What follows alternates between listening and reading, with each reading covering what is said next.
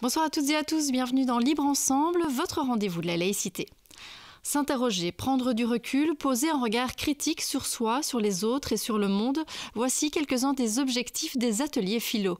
Et en ces temps secoués, que ce soit par la pandémie ou par les atteintes à la liberté d'expression, développer son esprit critique et développer une pensée complexe, autonome, libre et créative apparaît comme essentiel. Ce travail, cela fait 15 ans que le Centre d'action laïque du Brabant Wallon le mène via son pôle philo. Libre Ensemble, Vinciane Colson, Jacques Nizat. Et on reçoit ce soir Stéphanie Godard, coordinatrice du pôle philo, et Brice Droumard, animateur-formateur, à l'occasion de la sortie des carnets du pôle philo. Alors bonsoir à tous les deux. Merci d'avoir accepté notre invitation. Alors Stéphanie Godard, le pôle philo donc, du Centre d'action laïque du Brabant Wallon, il a été lancé en 2005 avec l'objectif de dépoussiérer la philosophie classique, la rendre accessible et ludique. C'était assez rare comme approche à l'époque. À l'époque, c'était très rare. Les nouvelles pratiques philosophiques n'étaient pas encore courantes. On a été dans les premiers organismes à organiser des ateliers philo. Le pôle philo est né en 2005 à l'initiative de Baudouin de Charneux, qui est professeur de philosophie à l'Université libre de Bruxelles, et de Alice Yergeni, philosophe également. Ils étaient tous les deux administrateurs à Laïcité Brabant-Wallon. Ils avaient vraiment la volonté de mener des activités autour de la philo, et on a choisi un biais plutôt original pour rendre accessible la philo à tous, quel que soit l'âge, quel que soit le milieu socio-culturel. Et nous avons commencé par des animations essentiellement tournées vers le milieu scolaire. La première activité que nous avons créée, c'est Philo dell'arte, qui était destinée aux enfants de primaire, et puis nous avons élargi nos activités et on s'est adressé à des publics plus fragilisés. Nous avons commencé par un café philo qui était destiné aux participants des Restos du Cœur. Les Restos du Cœur de Wavre étaient dans les mêmes bâtiments que nous à l'époque, et ça a été une des premières activités que nous avons lancées. Par la suite, nous avons été dans d'autres associations comme Lire et Écrire, les CPAS. Mais c'est vrai que je vous coupe, hein, mais c'est parce que c'est vraiment une marque de fabrique finalement de vos ateliers philo, c'est de faire de la philo avec tout le monde et de considérer que tout le monde peut philosopher et peut participer à ce type d'atelier. Oui, tout à fait. On a commencé des animations qui s'appellent Philosophes avec des enfants qui sont en maternelle. Donc, dès 4 ans, on propose des ateliers philo, même avant l'acquisition de l'écriture et de la lecture. Le plus tôt on commence, mieux c'est pour acquérir les mécanismes de la pensée et de l'expression. On a essayé de rendre ces activités le plus ludiques possible. Vraiment, une de nos spécialités est la création d'outils, de jeux philo. Je voudrais juste rester peut-être sur cette question du public et des différents types de public, en me tournant vers vous, Brice Droumard. Dans les carnets de philo donc, que vous venez de publier à l'occasion des 15 ans du pôle philo, vous écrivez à propos de ces ateliers philo avec des publics fragilisés. Je ne pense pas que la pratique de la philo soit la panacée pour aider les gens à se libérer de leurs contraintes, mais j'ai le sentiment, confirmé par nombre de retours d'expérience tant en milieu carcéral qu'en institution de réinsertion, que la pratique philosophique libère en quelque sorte nombre de potentiels ignorés parce qu'elle donne le droit de penser par eux-mêmes et d'être valorisés dans ce qu'ils disent. Expliquez-nous. C'était bien écrit. C'était bien écrit, hein. Je me demande, tiens, qui a écrit? Moi aussi. Mais c'est vrai que j'ai constaté, alors moi ça fait une dizaine d'années que je travaille pour le pôle philo. J'ai commencé avec des publics scolaires, adolescents, et puis maintenant, effectivement, je travaille presque exclusivement avec des publics fragilisés. Et on s'est rendu compte, la première fois que ça m'a été inspiré, cette pensée-là, c'est au Café Parole. C'était un café, justement, qu'on organisait dans le cadre des Restos du Cœur. Donc les personnes allaient manger, et puis à la suite, on essayait de les attraper à la sortie des restos pour les faire philosopher. Alors ça n'a pas toujours été facile. Et on s'est rendu compte, effectivement, qu'ils avaient un problème d'estime d'eux-mêmes dans leur prise de position, qu'ils qu'ils étaient ségrégarisés, qu'ils étaient parfois même écartés des débats de société, parfois parce qu'ils avaient le sentiment de ne pas en être capables, ou bien souvent parce qu'on leur renvoyait l'image qu'ils n'étaient pas capables de penser par eux-mêmes. Et donc, je reste convaincu encore actuellement qu'effectivement, le fait d'ouvrir des espaces-temps de dialogue, de discussion, parfois nourris de références philosophiques, mais pas nécessairement, leur permet de se réapproprier comme ça les grandes questions citoyennes. On a des exemples très concrets. J'ai eu une personne qui malheureusement est décédée maintenant, donc je ne pourrais pas confirmer mes dires, mais elle était dame d'ouvrage dans un hôpital. Elle travaillait beaucoup avec des chirurgiens, etc. Et donc elle est arrivée très taiseuse. Elle avait autour d'elle un avocat, un médecin. Donc elle se sentait vraiment presque oppressée par le poids de la culture que les autres pouvaient lui renvoyer. Et petit à petit, au bout d'1 an, 2 ans, elle a commencé à s'approprier les textes et elle a fini sa carrière à l'hôpital comme metteuse en scène de la troupe de théâtre des chirurgiens de l'hôpital. Voilà. Donc c'était assez extraordinaire. Donc elle s'est révélée en fait. Voilà, j'en ai encore des frissons quand j'en parle maintenant parce que c'était vraiment réellement une révélation pour elle et de plus en plus on la sentait dans une pensée autonome, dans une pensée créatrice. Elle se faisait confiance, elle reprenait confiance, les gens l'écoutaient et tiens, ce que je dis finalement peut être entendu, c'est pas si bête que ça. Et le fait qu'elle était dans une position où finalement sa pensée était très incarnée dans une dimension fort existentielle, finalement a permis à des personnes qui étaient souvent dans la métaphysique, dans l'ontologie, dans des grandes questions conceptuelles, de ramener ça dans le terre-à-terre et de se dire ça, j'y avais pas pensé. Et donc, oui, effectivement, ça l'a vraiment transformé. C'est un exemple parmi tant d'autres, parce qu'on pourrait les multiplier. Mais alors, vous l'avez dit, hein, vous faites des ateliers philo et des cafés philo, notamment dans les prisons. Donc, c'est en 2015 où la première fois vous avez poussé la porte de la prison de Nivelles pour faire ce café philo. Comment ça se passe et qu'est-ce que cherchent finalement les détenus quand ils viennent? J'imagine qu'ils ne connaissent pas nécessairement le café philo. Du coup, qu'est-ce qu'ils espèrent et à quoi ça ressemble finalement ces cafés? Alors concrètement, rentrer en prison, quand on y rentre par sa propre volonté, c'est pas une mince affaire. Il faut d'abord trouver les contacts pour y rentrer. Il faut mettre les détenus en confiance parce que c'est quand même un milieu finalement où ils sont beaucoup dans la retenue, beaucoup dans la méfiance. Ils ont aussi une sorte de désaveu de leur propre pensée par rapport aux grandes questions citoyennes, par exemple. Souvent, ils ont des fragilités au niveau scolaire, donc il y a des problèmes culturels. Il y a aussi souvent des problèmes de langue. Ils ne se comprennent pas nécessairement. Donc, concrètement, on rentre dans un milieu où les jeux de pouvoir sont omniprésents. Donc ça, il faut le savoir. Il faut pouvoir composer avec. Là, on est plutôt dans la gestion et la dynamique de groupe. C'est pas toujours facile. Par contre, au niveau philosophique, le public carcéral est un public comme les autres. On va évidemment adapter le support, on va adapter l'apport culturel, on va adapter le niveau de langage, on va essayer de faire en sorte de ménager les susceptibilités pour éviter les problèmes qui, par ailleurs, je ne les ai jamais rencontrés, par ailleurs, ces problèmes. Il y a beaucoup aussi de fantasmes autour du milieu carcéral. Maintenant, pour le reste, ils philosophent comme tous les autres. Et donc, pour peu que le support soit adapté, on continue à développer une pensée créative, autonome. Alors évidemment, il y a des questions qui sont plus compliquées parce que parfois ils ne la comprennent pas, parfois il y a un concept qui est obscur, parfois culturellement un concept est inintraduisible, il faut pouvoir l'entendre aussi. Il y a des mots qui sont effectivement culturellement ancrés et donc ils ne parviennent pas à se saisir du concept.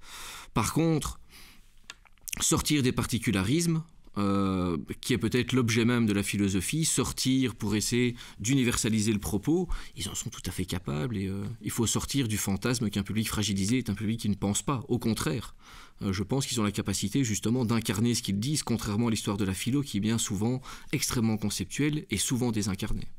Est-ce que Stéphanie Godert, c'est aussi parfois une manière un peu de se libérer, finalement faire de la philo, participer à des ateliers philo?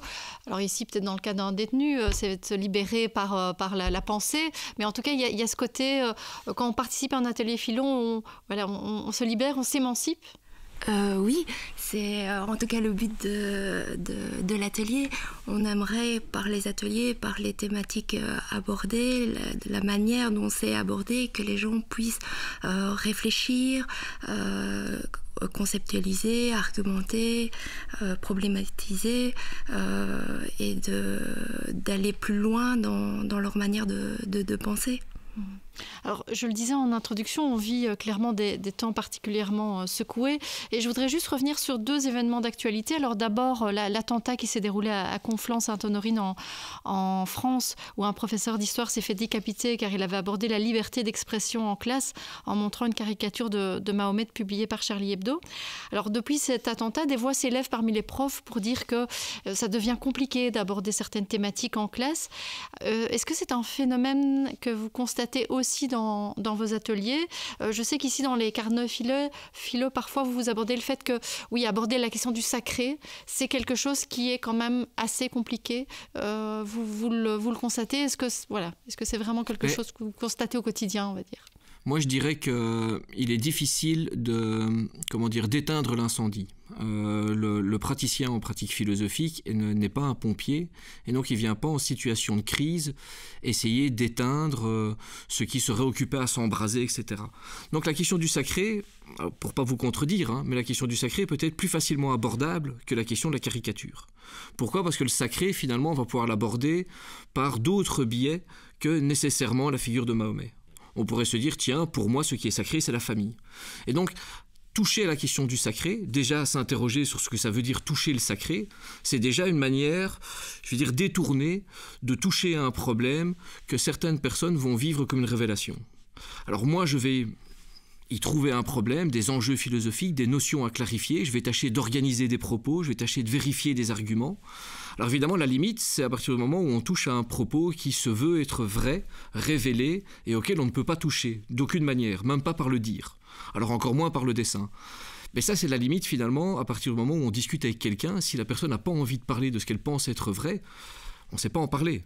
Donc on ne peut pas forcer finalement la réflexion chez l'autre. Ce qu'on peut faire, c'est la susciter, mettre en place un dispositif qui suscite une pensée autonome, qui suscite finalement une mise en question de ce qu'elle pense être vrai, qui suscite un décentrement par rapport à son système de croyance, mais l'attaquer de manière frontale, pour moi, c'est une mauvaise idée. Alors c'est peut-être pas une mauvaise idée pour Charlie Hebdo, mais en tout cas si on veut faire un atelier philo, venir à mon sens avec une caricature en essayant de soutenir une position affirmée, c'est prendre le risque que la discussion échoue, et plus encore, on l'a vu dans l'actualité. Donc moi je préconise pour les animateurs philo de plutôt essayer d'identifier un système de croyance et de trouver un dispositif, un support d'animation qui va permettre finalement de garder la même méthode, mais à partir d'un dispositif qui sera adapté et qui ne va pas être ressenti comme un acte de violence par la personne avec laquelle on cherche à discuter. Oui, c'est vrai que pour reprendre les mots d'un de vos collègues dans ces fameux carnets du pôle philo, Stéphane Fontaine qui écrivait « Il faut essayer de ne pas heurter, mais sans céder ». Donc c'est ça, donc pas heurter frontalement, mais clairement c'est des thématiques qu'il faut pouvoir aborder, même si c'est compliqué. On va systématiquement, c'est pour ça que je vous disais que d'un point de vue strictement méthodologique, la méthode reste la même, peu importe le public. On va prendre une affirmation, tâcher de la problématiser, derrière ce problème, identifier ce qu'il y a d'universel dans le problème.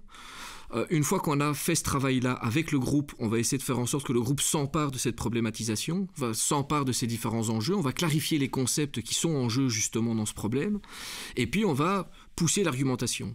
Alors on peut pousser l'argumentation, finalement, sans fin. On va toujours tomber derrière sur un système de croyance, peu importe la question qu'on aborde. Il se fait qu'avec les questions qui sont de l'ordre du sacré, on tombe assez rapidement sur une résistance, et qui est une résistance où la personne refuse d'envisager la question comme étant un problème pour lui. Alors elle sera un problème pour moi, mais pas pour lui. Et donc on va confronter 2 systèmes de sacré. Et finalement, ce qui est sacré alors d'autant plus pour l'animateur qui se veut engagé et militant au centre d'action laïque, ce qui se veut sacré, c'est la liberté d'expression. Et lui, ce qui se veut sacré, c'est l'impossibilité de parler. Donc on va avoir 2 sacrés qui s'opposent.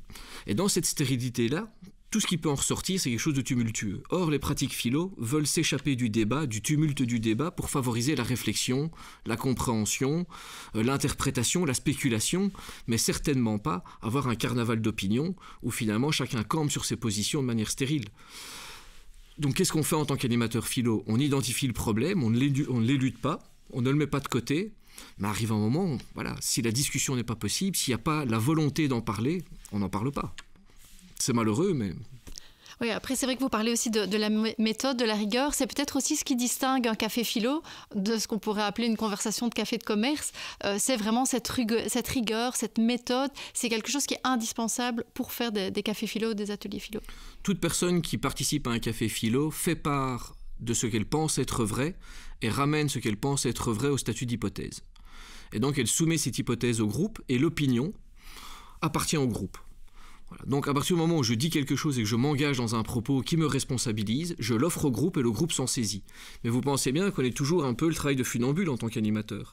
Il ne faut pas tomber dans l'attaque à la personne, il faut attaquer l'argument, mais l'argument est forcément soutenu par une personne qu'il pense être vrai.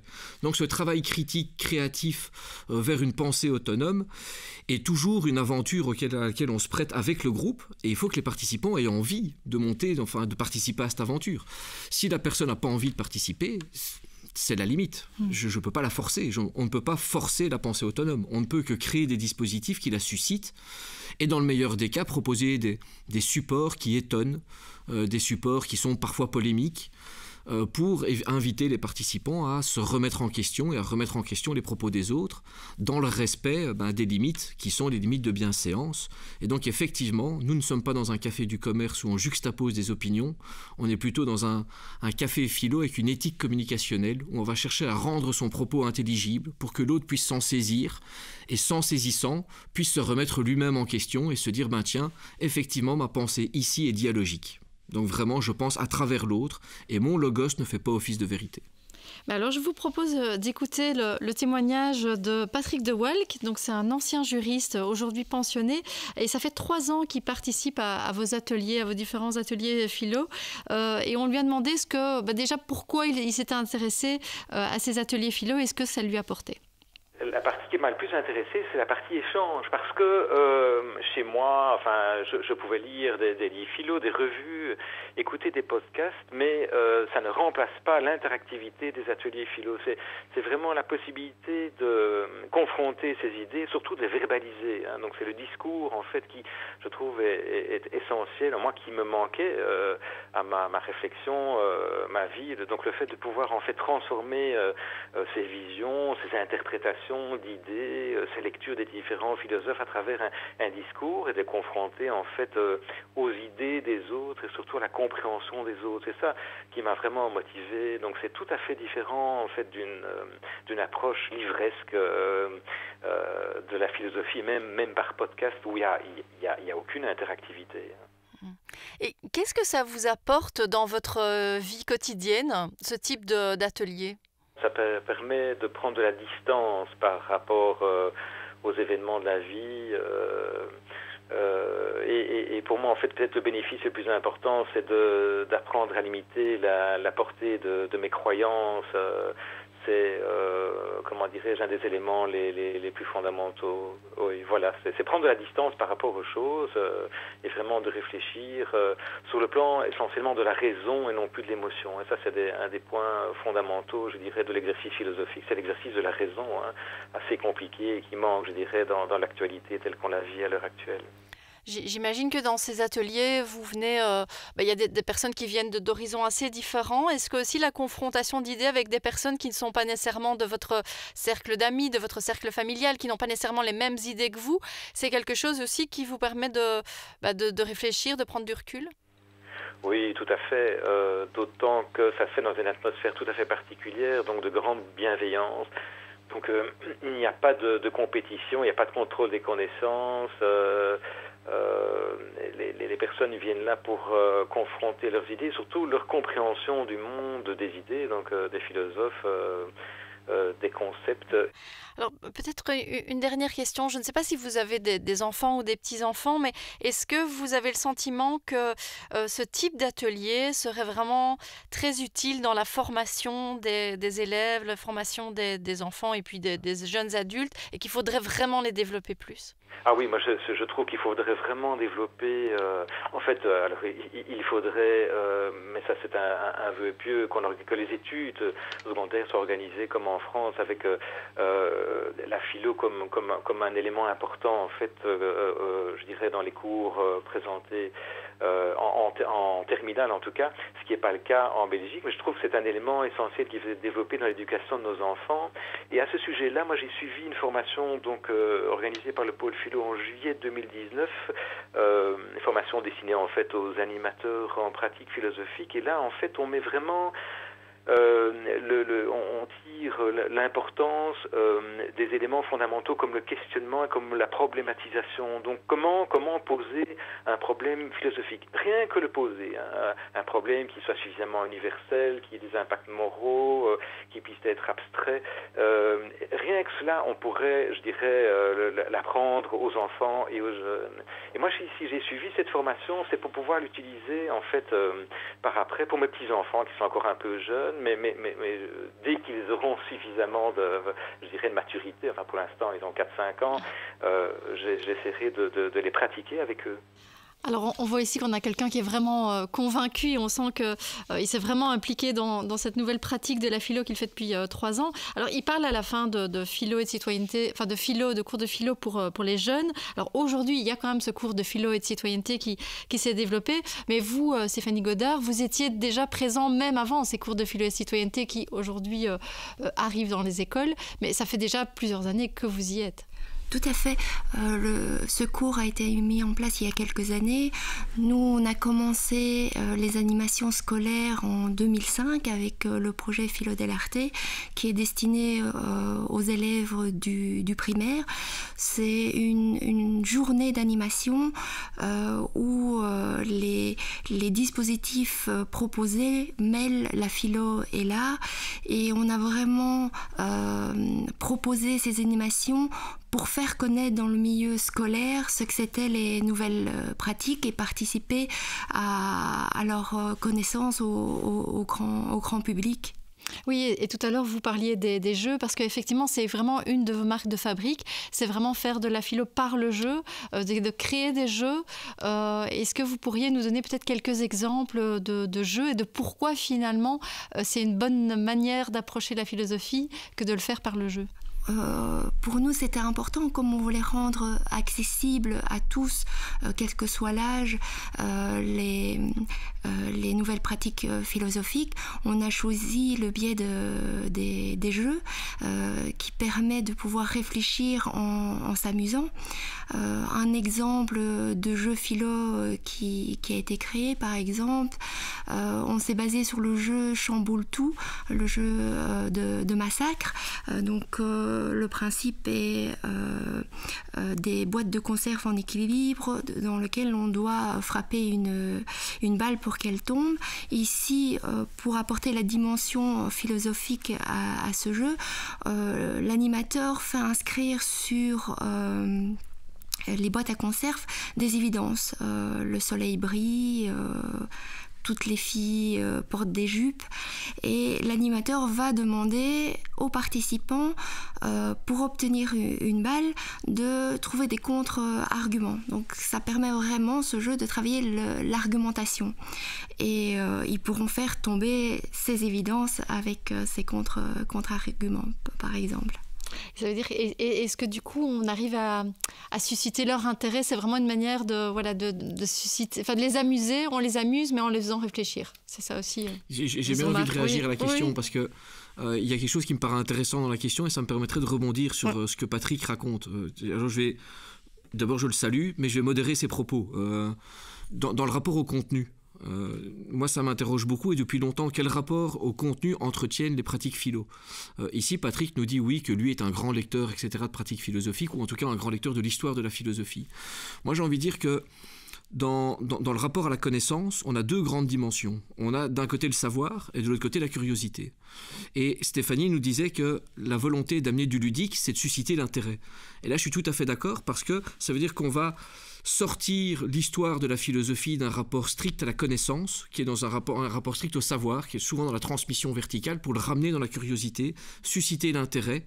Pour les amateurs de grec, c'est un petit peu le Thomas Zane, c'est l'éveil de l'étonnement, du questionnement, etc. Et donc, le savoir devient un petit peu marginal. Finalement, l'histoire de la philosophie, ce que la personne en sait m'intéresse assez peu. C'est ce qu'elle en pense, moi, qui m'intéresse. Et donc, quand je viens avec un texte philosophique, même à l'atelier philo, ou même avec une évidence sur une boîte de conserve, c'est un support, un marchepied pour inviter la personne à penser par elle-même et non plus à faire valoir ce qu'elle sait au sujet d'eux.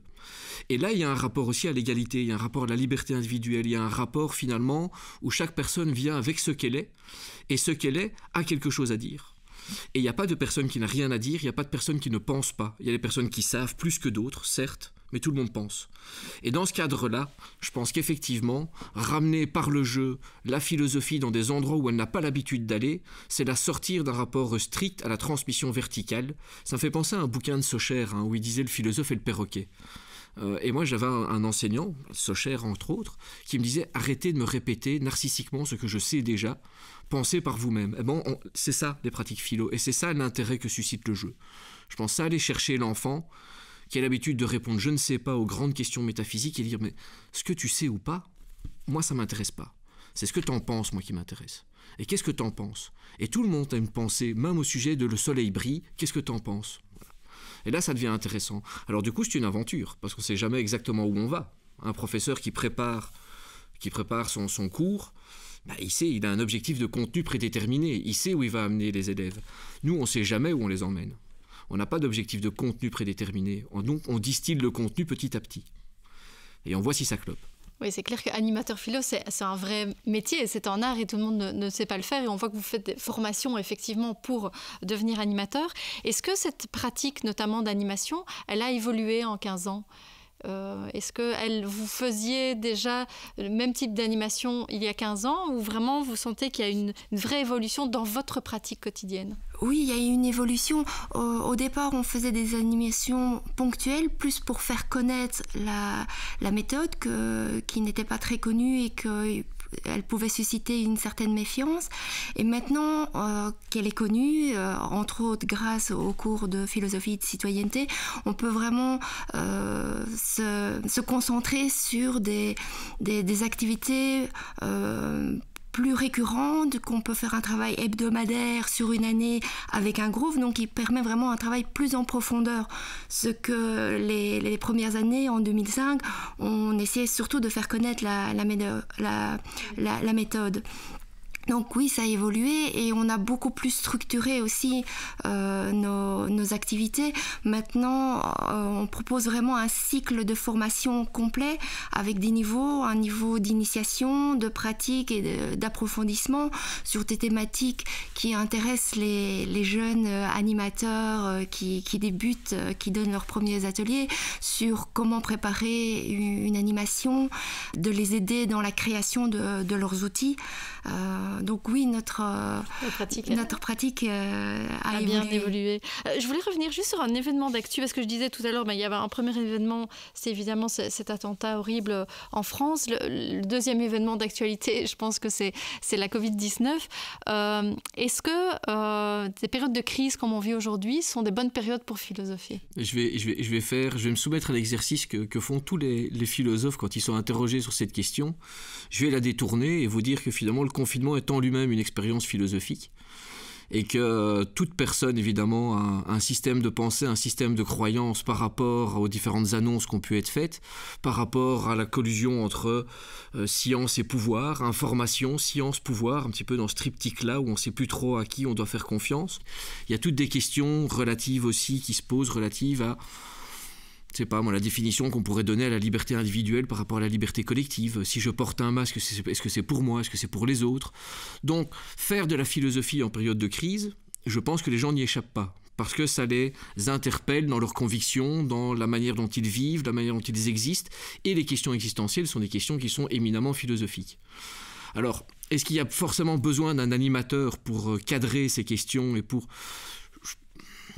Je mettrais 3 points de suspension et je dirais à voir. C'est peut-être un petit peu tôt.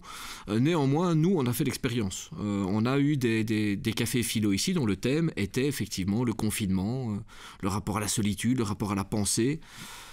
Je répondrai dans 6 mois. On se revoit dans 6 mois pour faire le point. En tout cas, ce confinement, vous l'avez mis à profit, et bien mis à profit, puisque vous avez donc publié ces carnets du pôle philo qui relatent donc 15 ans d'expérience. Alors ça s'ajoute à d'autres publications qu'on peut retrouver sur votre site. Donc il y a le guide de l'animateur en pratique philo. Il y a alors une autre publication qui va bientôt sortir, qui est le répertoire de fiches d'animation.